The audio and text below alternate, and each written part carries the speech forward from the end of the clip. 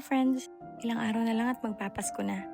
Oo nga pala, meron nga pala akong nabiling Christmas tree online na super affordable lang, yat magkasing tulad ng quality nung nabibili sa mall. Napabili ako netong Christmas tree na to last year kasi na-compare ko kasi yung presyo at sobrang mahal talaga pag sa mall ka bumili. Ang kagandahan pa dito, may pa-snow effect siya as you can see.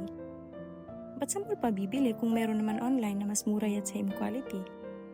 Since wala akong magawa, nag-set up ako ng Christmas tree. Actually, last month ko pa sana ito naayos pero ngayon lang ako nagkaroon ng tamang space at energy.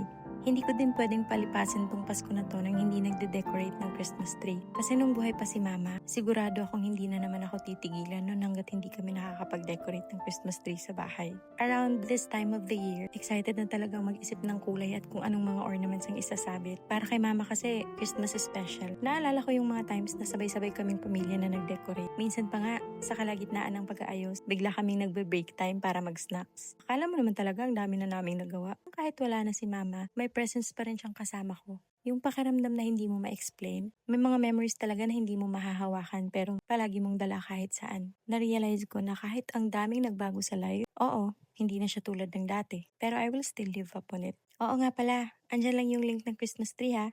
Check out nyo na habang mura pa.